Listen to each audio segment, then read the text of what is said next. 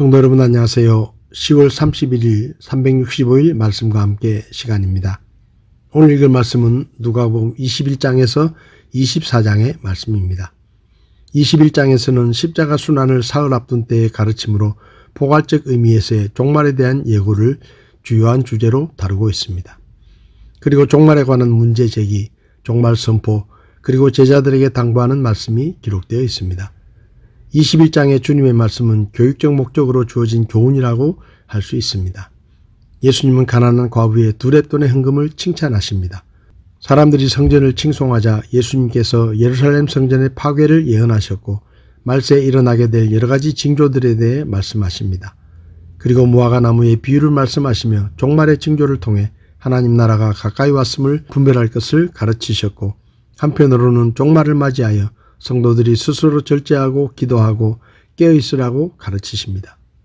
22장에서는 가룟 유다의 배반부터 사내들인 공회에 회부되셔서 정식으로 재판을 받으시기까지의 예수님의 행적이 기록되는데 여기에서 언급되는 일련의 사건들은 사복음서 전체에서 다루는 주제와 연결되는 하나의 유기적인 사건들이라고 할 수 있습니다. 예수님을 죽이려는 사내들인의 음모와 예수님의 제자인 가룟 유다의 배반으로 시작하여 최후의 만찬을 베푸시고 만찬석상에서의 예수님의 말씀과 기도, 그리고 예수님께서 적대자들에게 체포되어 고난당하시는 내용이 이어집니다. 23장은 예수님께서 재판 후 사형을 선고받고 무덤에 장사되기까지의 기록입니다. 무리들이 일어나 예수님을 빌라도에게 끌고 갔지만 빌라도는 예수님에게서 별다른 죄목을 찾지 못했기 때문에 헤롯에게로 보냅니다. 헤롯은 예수님을 신문한 후 다시 빌라도에게 돌려보내고 빌라도는 예수님이 무죄라고 생각하며 석방하려 했지만 군중들은 예수님을 십자가에 못 박기를 요구합니다.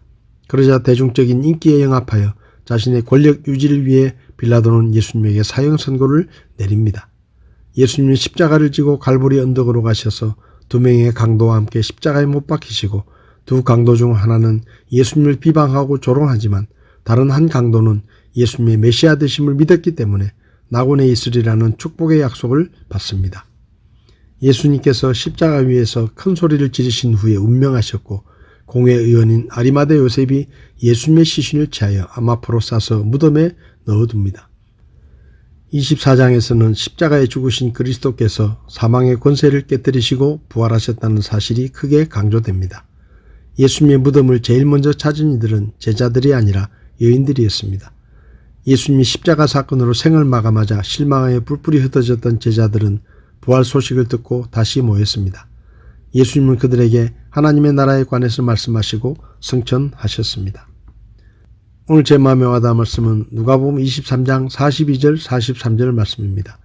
예수님께 이르되 주여 주께서 주의 왕국으로 들어오실 때 나를 기억하옵소서 하며 예수님께서 그에게 이르시되 진실로 내가 내게 이르노니 오늘 내가 나와 함께 낙원에 있으리라 하시니라. 죄가 없으신 예수님께서 모든 사람의 죄를 대신하여 사형의 벌을 받기 위해 십자가에 달리셨을 때 왼편과 오른편에 흉악한 사형수들이 함께 처형되었습니다. 두 사람의 사형수가 십자가형을 받는 것을 볼 때 이들은 용서받지 못하는 흉악한 죄를 저지른 것이 분명하고 이들에게는 아무런 희망도 없었습니다.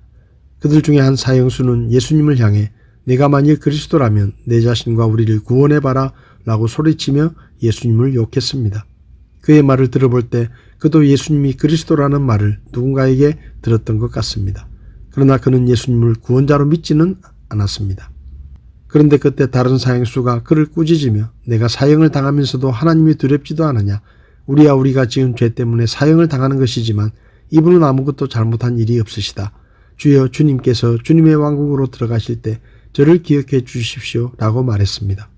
당시 십자가형은 사형수에게 가장 고통스러운 처형 방법으로 십자가에 못 박혀 매달리면 얼마 지나지 않아 못 박힌 상처에 몸무게와 같은 힘이 가해져 고통이 극대화되며 못 박힌 팔이 몸무게 때문에 팔이 늘어나다 결국 양쪽 어깨가 탈골되고 온몸의 다른 관절들도 시간이 지나면서 서서히 어그러지며 극심한 고통이 찾아온다고 합니다.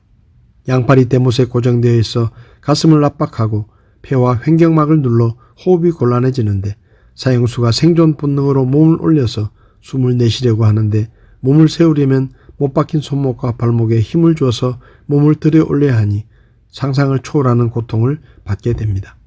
연구에 따르면 십자가형의 수행자들은 못 박힌 상태에서 대략 1000번 정도 기절했다 깨어났다를 반복하며 그야말로 죽고 싶어도 죽을 수 없는 상태에 처한다고 합니다.